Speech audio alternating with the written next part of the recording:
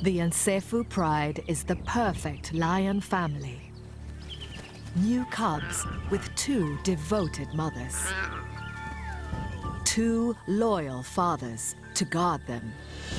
But they've got teenagers, and that spells trouble. Turning from cubs into killers isn't easy. They must learn how to hunt and how to find their independence while staying loyal to their family. Teenage mistakes can have terrible consequences. They face betrayal,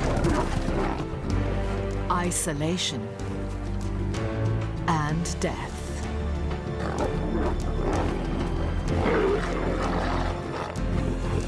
Theirs is a journey into adulthood through the trials and tribulations of teenage pride.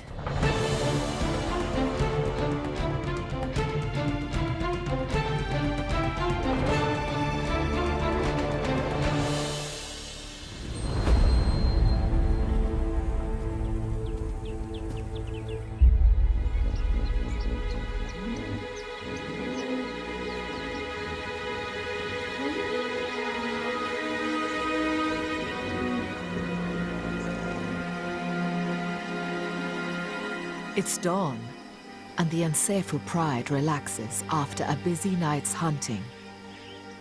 The Nsefu lions are led by 2 dominant males in their prime. At the heart of the pride are 5 adult females and 6 new cubs born to 2 litters. Everyone dotes on the new arrivals. Everyone except the teenagers. They have their own problems. There are 7 of them, ranging from 1 to 3 years old, mostly sub-adult males. Like all teenagers, they face the difficult transition to maturity. But these adolescents are lucky. Their 25-square-mile territory is on the Luangwa River, the best lion real estate in the area. Born 8 weeks ago, the new cubs are now old enough to hang out with the pride, and even the 2 big males spend time with them.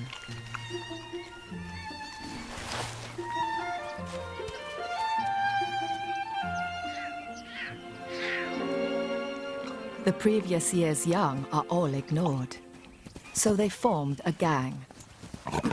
These adolescents are, in human terms, of school age. They have their own teacher, an older sister. Though already adult size, she's still young and playful.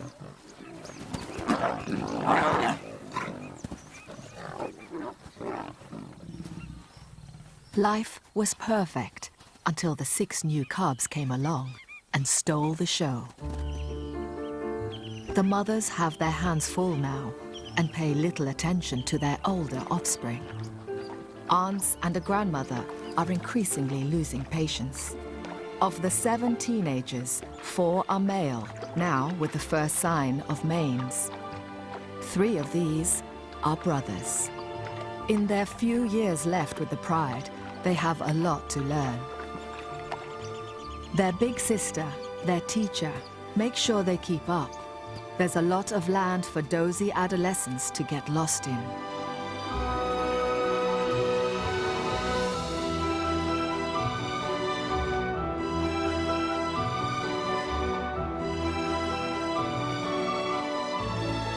Now it's time to join the pride for breakfast. The hungry teenagers are allowed at meals as long as they join the back of the queue.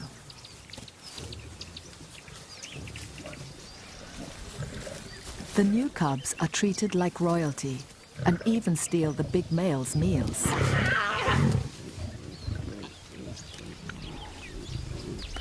The mothers need extra food to make milk for the cubs. The males are grumpy about having to share. One antelope, stolen from a leopard, doesn't go far. The ants try to eat their share discreetly until the teenage gang finds them and forgets their manners.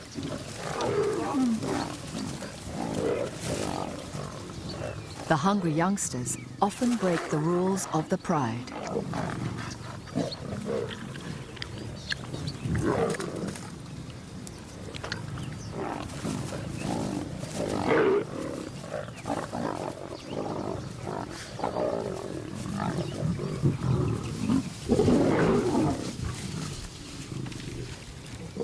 The big males send the adolescents packing.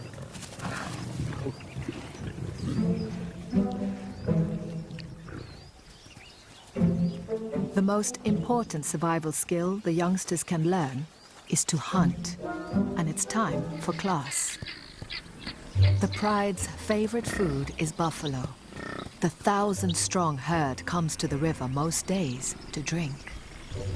But each is half a ton of power, with lion-killing horns and hooves. The elder sister, their teacher, selects a safer target for demonstration.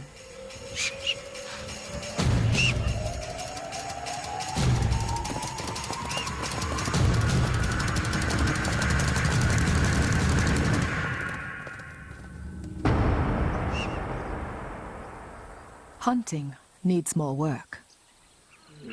The three brothers are 18 months old and will be allowed to stay with the pride for maybe 2 years more.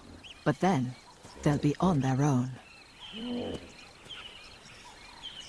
Hippos retreat to the river by day, but come on land at night to graze. Baby hippos are a regular meal, but adults are huge, much bigger than buffalo, with 12-inch long teeth and bad tempers. This morning, the teenage gang has one trapped and is blocking its route back to the river.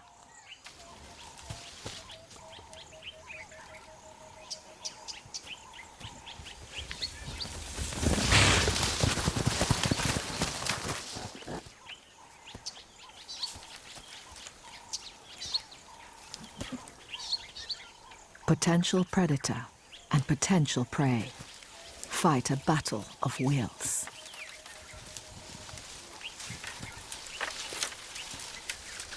The young lions try intimidation, while the hippo slinks off round the back.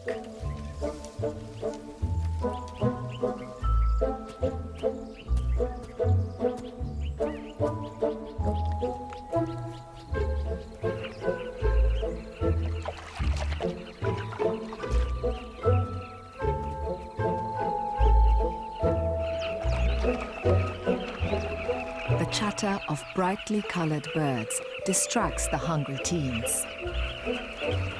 A colony of carmine bee-eaters nests in the riverbank. Their burrows extend 6 feet or more into the soft sand.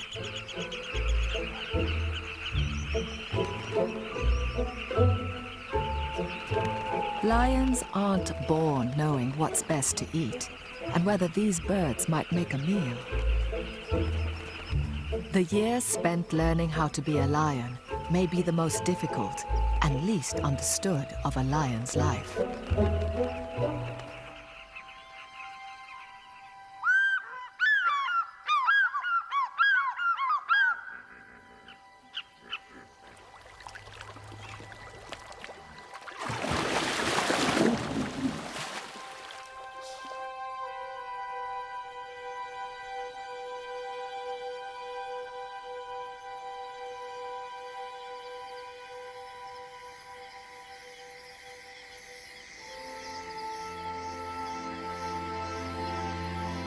Lions are meant to be nocturnal, active at night. But they're teenagers.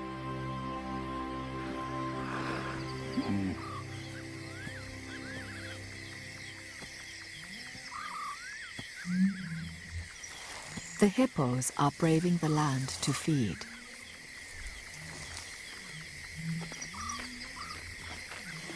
They graze and eat fallen fruit through the night. For hungry lions, 3 tons of slow-moving meat is just asking for trouble. This time, if they work together, so many lions should be able to take on 1 hippo. Yet the hippo is more intimidating than they are.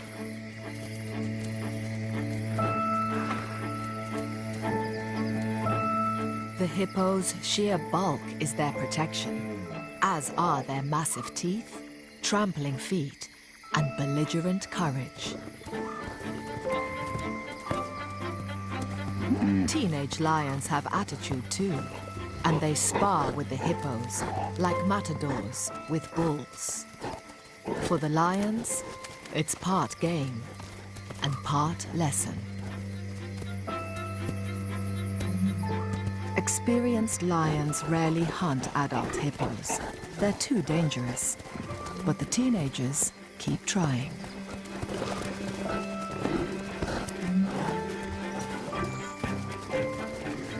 They'll eventually learn to look for calves or injured adults, which are easier prey. After taunting the hippos, the big sister leads the class inland. Hunting antelope requires specialist teamwork, and they practice most nights. They spread out. The idea is to drive an impala or a puku into an ambush. Antelope are faster than lions, and they work together too, alarm calling. It's time for the teens to test their strategy. Lions assign themselves different jobs in the hunt. Some become wingers, left or right. Others, part of the charge or the ambush. Once a lion learns its job, it'll eventually fulfill that role in each hunt for the rest of its life.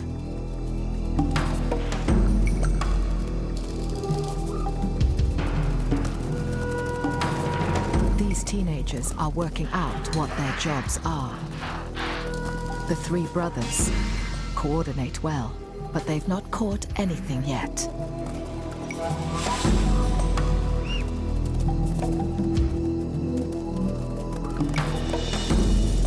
The elder sister drives a puku straight towards them.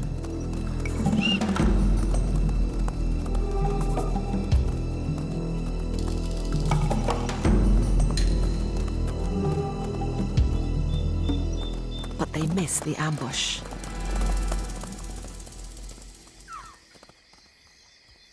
Behind the younger brother, there's one of the cubs, lost and alone.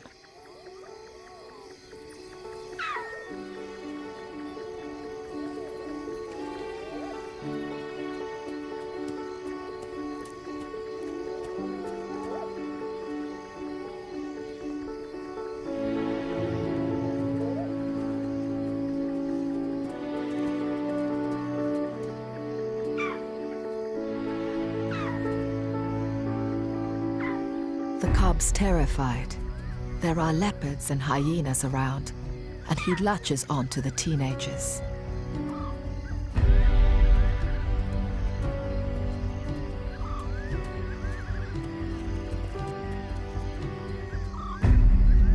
They stop hunting. The rest of the pride can't be far away.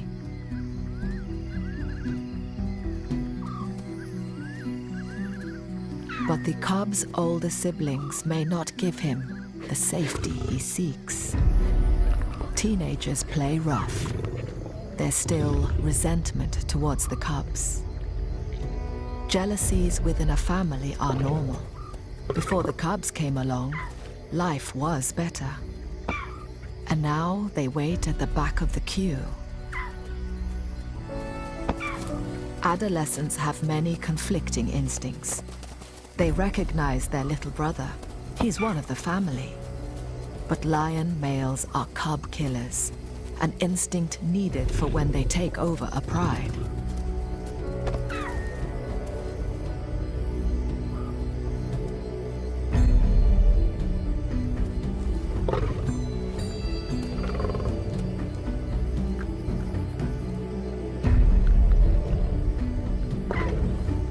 Just as the game looks like being the cub's last, his mother appears.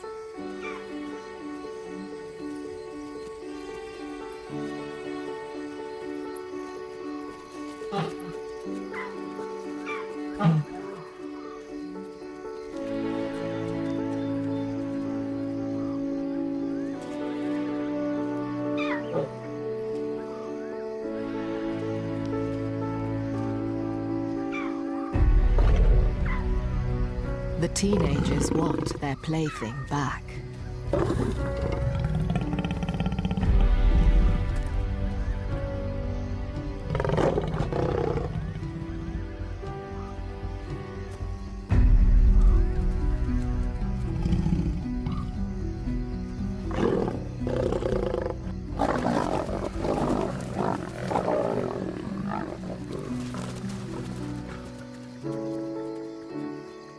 The cub is battered, confused, and lucky to be alive.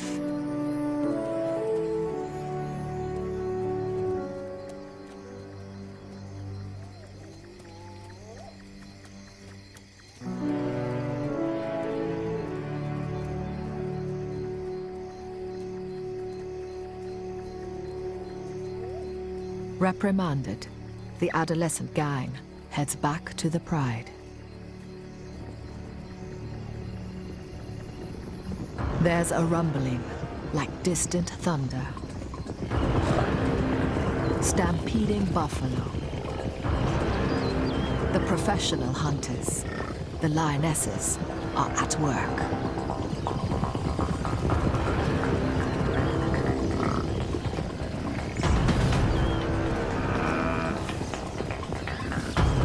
It's a big opportunity for the teenagers to prove themselves.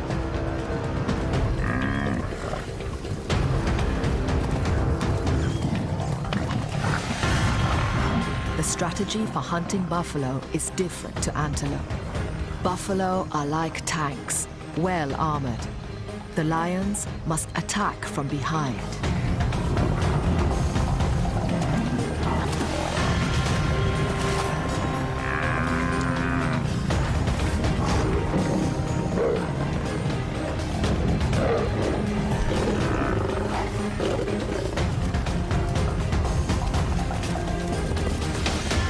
Buffalo is strong and can wheel around, slashing with his horns, lashing out with his hooves.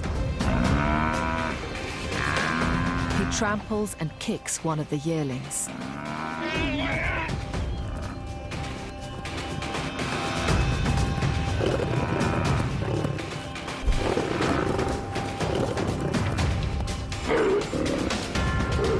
The pride closes in, but the teenagers aren't strong enough.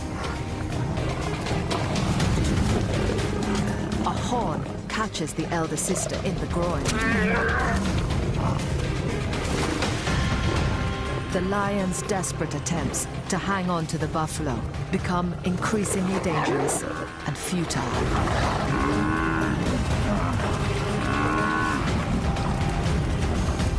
One by one, the lions peel off. Teeth and claws aren't enough. It takes experience as well as courage, and knowing when to back down.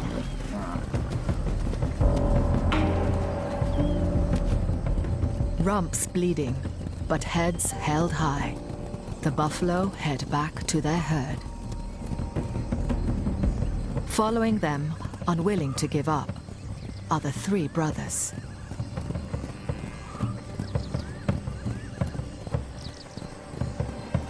The rest of the pride leaves them to it.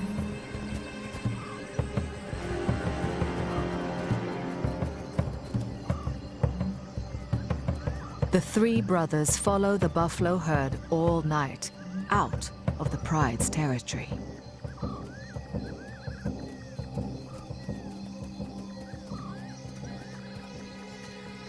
But after a few hours, they've lost the buffalo and their pride.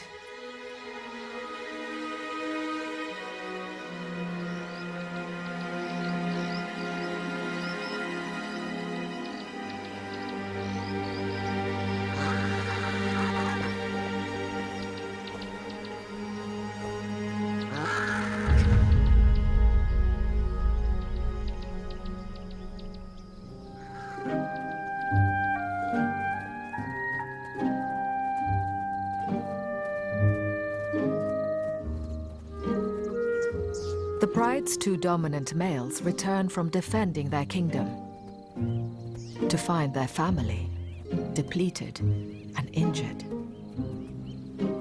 The mothers are fine. They backed off early in the hunt. 4 juveniles are missing, 3 brothers and a yearling. One of the other adolescent's leg is bleeding. Injuries are common. One of the adult males has even cut his eye, but that's minor. But his daughter, the teenager's elder sister and teacher, is badly hurt. It's her left hind leg.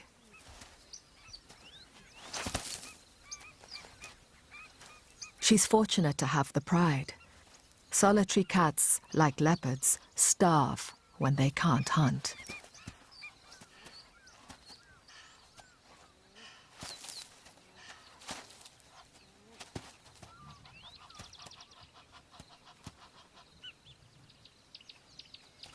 Most wounds heal quickly. There's no blood, and she'll probably recover with a few days' rest.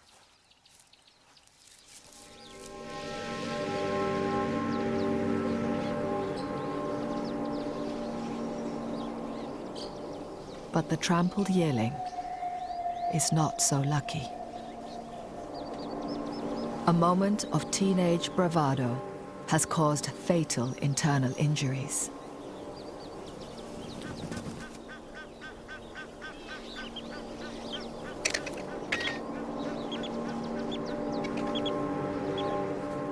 Courage alone is no match for a half-ton of buffalo.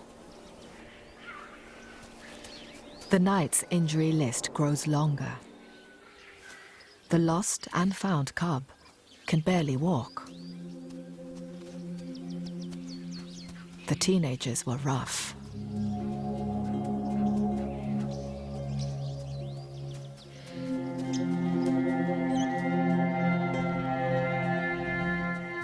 He looks for comfort from his mother, but she rejects him. The pride can't look after a cub that isn't able to keep up. Her instinct is harsh, but it's for the sake of the other healthy cubs.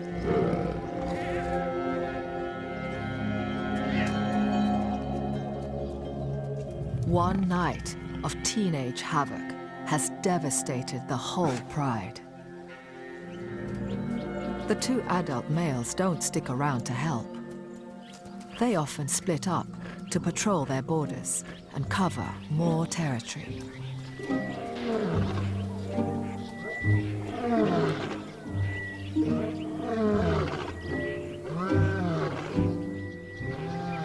It's the height of the dry season, and each lion pride controls sections of a few miles of river, the only water around. The lions hardly ever venture out of their territory in case they meet their rival neighbors. Yet, on this morning, beyond the pride boundary, are the 3 teenage brothers, on their own for the first time. At 18 months old, they are too young to leave the pride, yet the instincts for independence are stirring.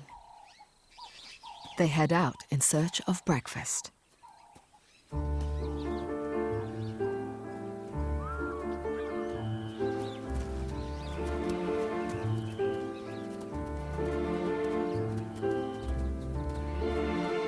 They have a swagger, a confidence. This is the beginning of a great adventure. One is the born leader, and he keeps an eye on the other 2. He waits for them.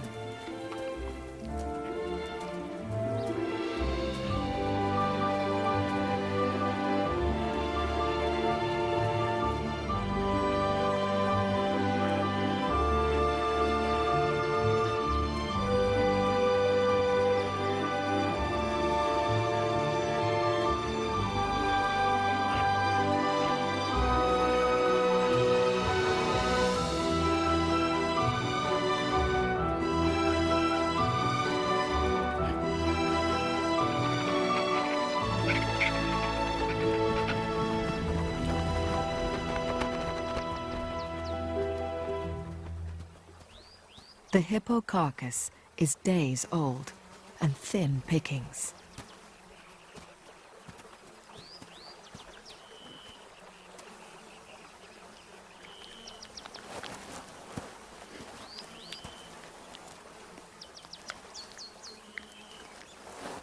The leader lets the younger two find what they can. A foot doesn't have much meat, just skin and gristle. They should be careful. Their stomachs aren't accustomed to rotting carcasses. But it's something they may need to get used to.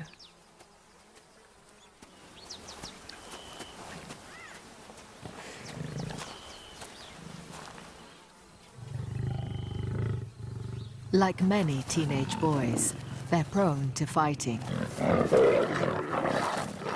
But sibling rivalry could tear the coalition apart, and they must learn to support each other. Their survival is at stake.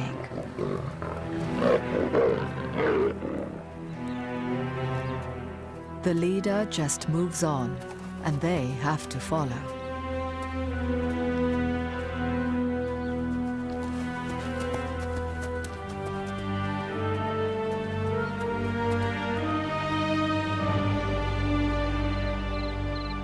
It's October, and South Luangwa National Park is waiting for the rains.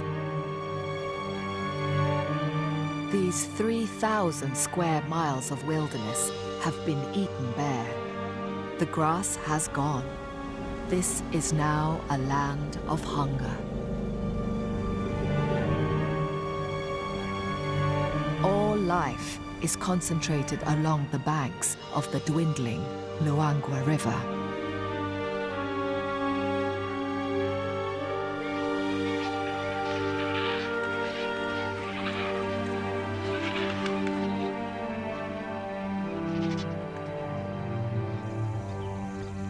Drawn by the only water, a lone lioness, a nomad. Life without a pride is harsh.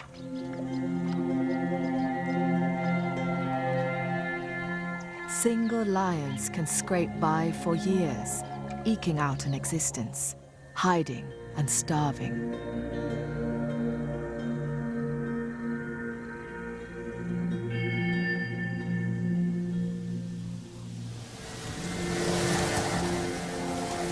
Rainstorms are on their way. But for this nomad, it's probably too late.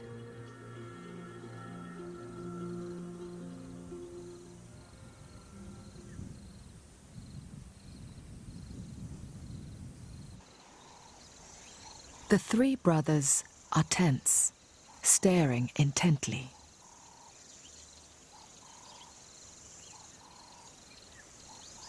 A few hundred yards away is a small pride of lions, their neighbors. This family looks different, battle-scarred. Their life is tougher.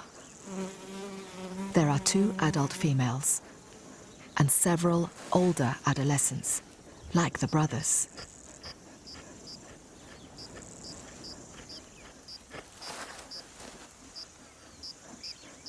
This is a hardened pride from the wrong end of town.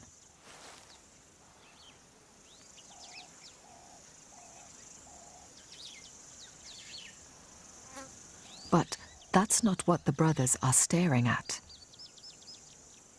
There's a familiar face here. Their own father.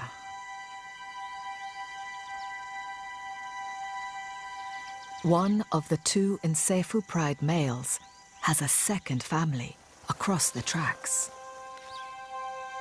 It's unusual, but here the park has a shortage of adult males due to trophy hunting outside the reserve.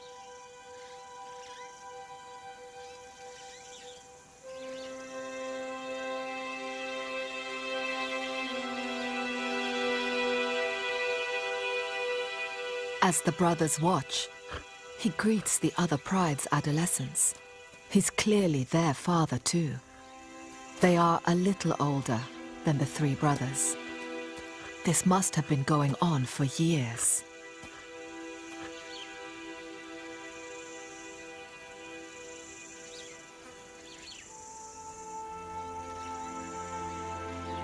Cuts and scars tell of a hard life.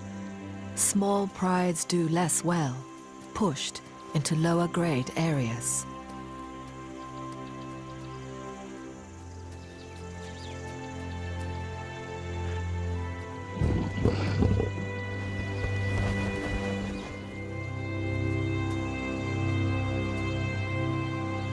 The three brothers from Unsefu remain still until all the other lions have left.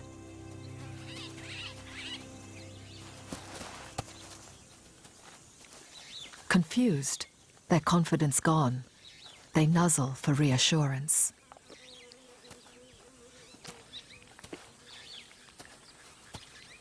One of the brothers isn't feeling at all well.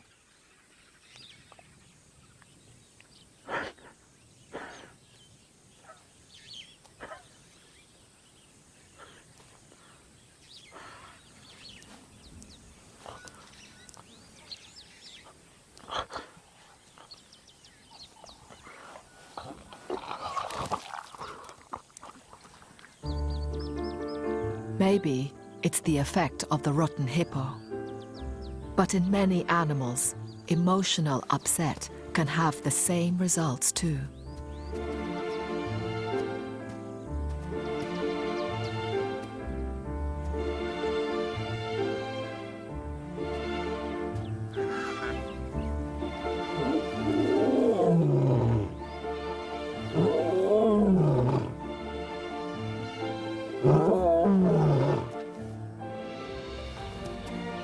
Juveniles rarely roar, but when they do, it's often full of meaning about their pride, their alliances, and strengths. It's about who they are.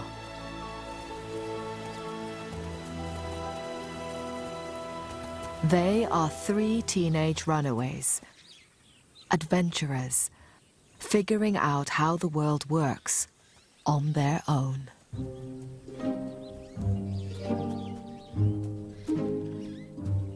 A few days later, the big male returns to the Unsefu pride, as if nothing's wrong.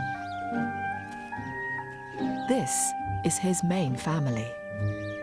We can't know what he thinks and feels, nor understand a lion's guilty secrets. But scientists say that many animals deceive each other and hide the truth from their rivals or mates. It's a very ancient betrayal. The cubs are all there, including the one that was rejected. He's fine now, just a bit smaller than the rest. His mother finally relented.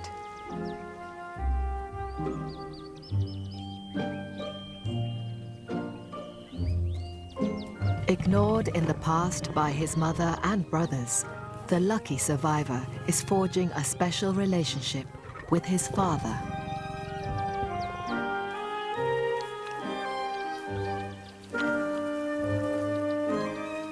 Five of the cubs are male and could form a formidable team in 2 or 3 years, eventually becoming caring fathers themselves.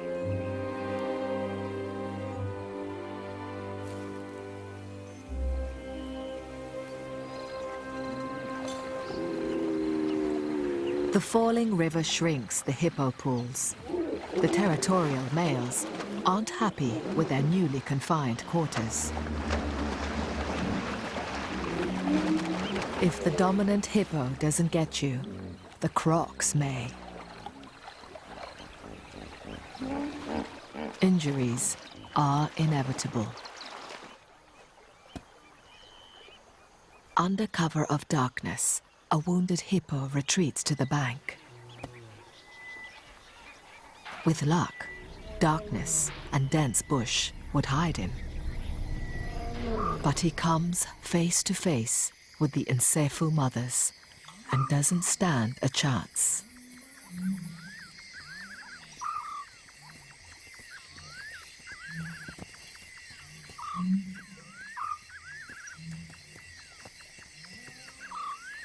The big male takes charge of the feast.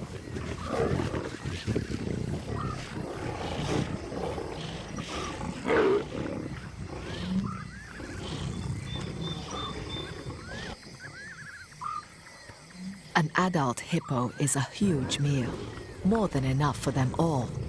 Yet, there's an unusual tension.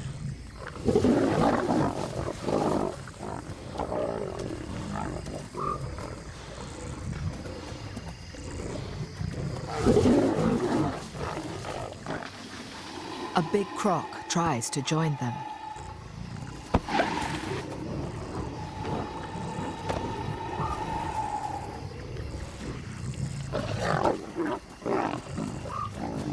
It's too dangerous, even for him.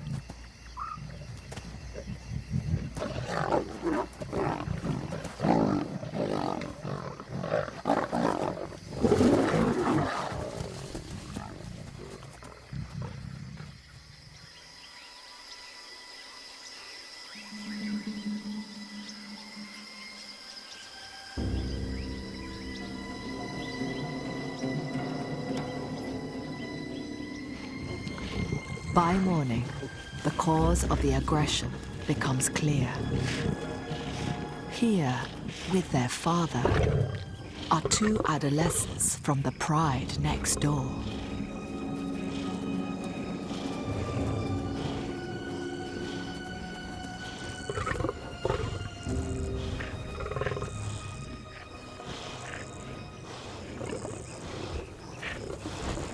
The encephal mothers are the most upset.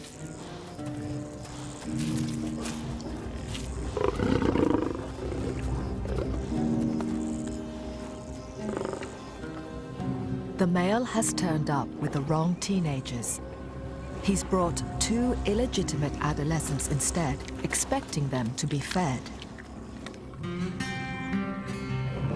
It's like the most awkward Thanksgiving dinner. The uninvited guests are tough, with no manners. They don't know teenagers should join the back of the queue and not talk back.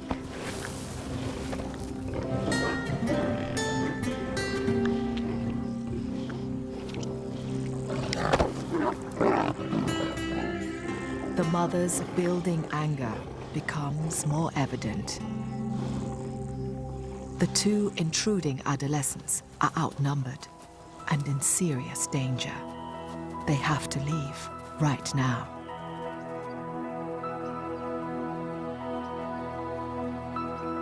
The encephal mothers follow, looking intent on revenge. The teenagers turn on a mother.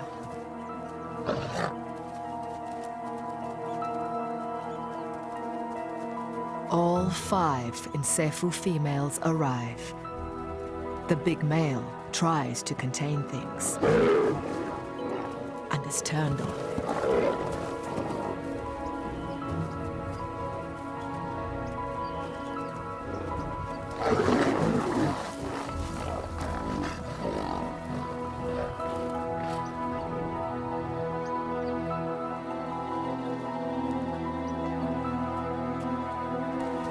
He puts himself between the mothers and the two interlopers.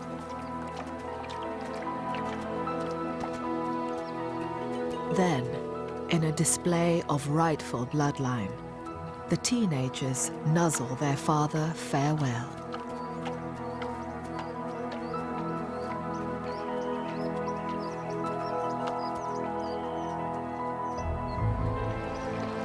The two exit the only way they can, through the crocodiles. The crossing is the fastest escape route, but it terrifies the teenagers.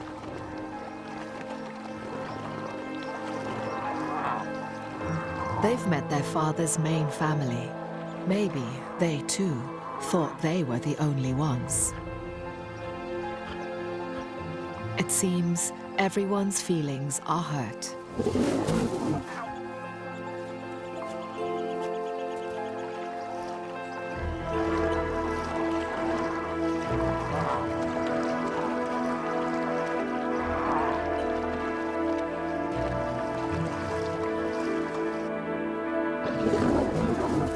The Encephalid mothers are still spoiling for a fight. The neighboring adolescents return home unharmed and well-fed. The Encephalid pride is fractured by hostility and betrayal. The growing tension extends beyond the lion pride. Other animals become desperate in the final days of the dry season.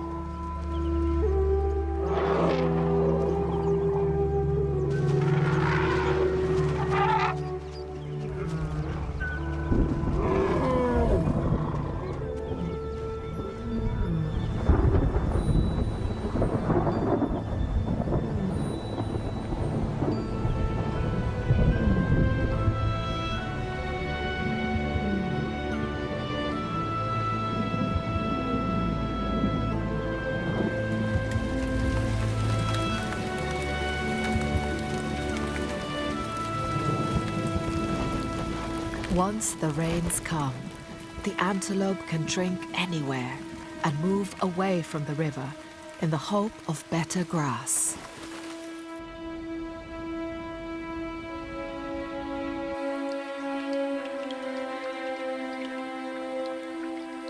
The lions must now search further afield for their food. In these tough times, they can't wait for the 3 missing teenagers to come back.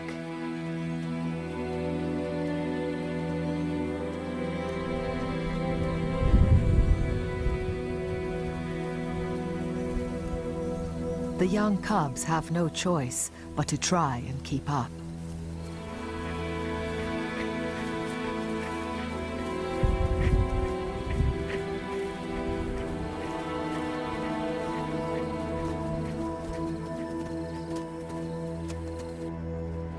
The buffalo head out beyond the pride's boundary. Far from bringing life, the storms empty the lion's world. The territory is a deserted sea of mud.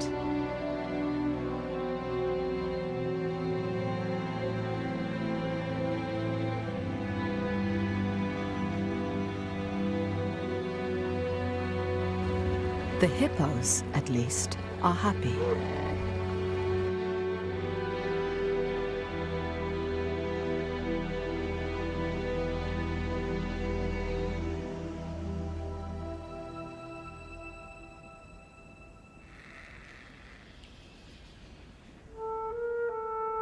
It takes a few weeks, but life returns.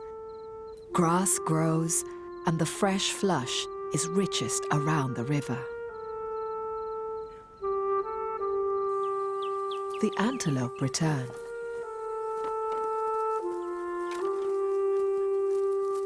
Mud, churned by buffalo and baked dry, transforms into lush lagoons.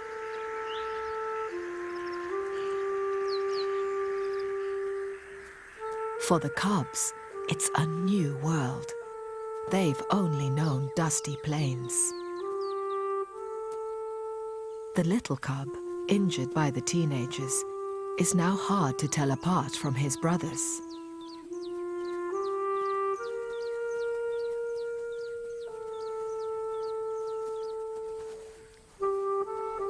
The big males are spending more time protecting their youngest heirs.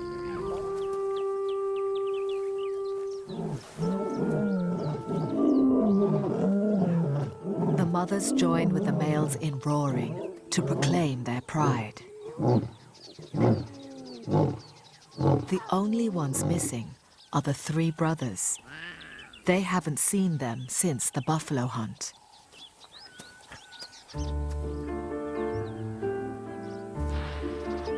Then, one day, one appears.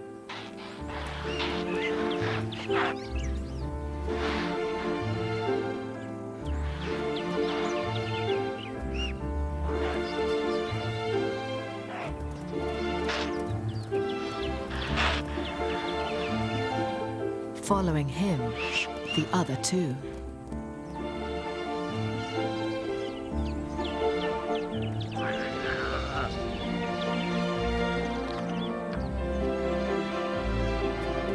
They are back, looking surprisingly well.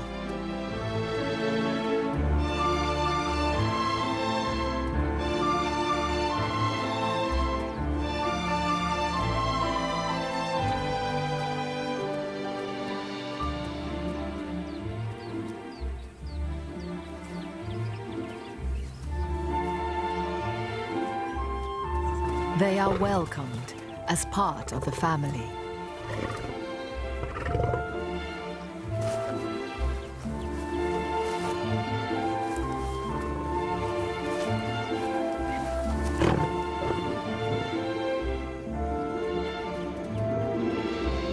The whole pride is together again.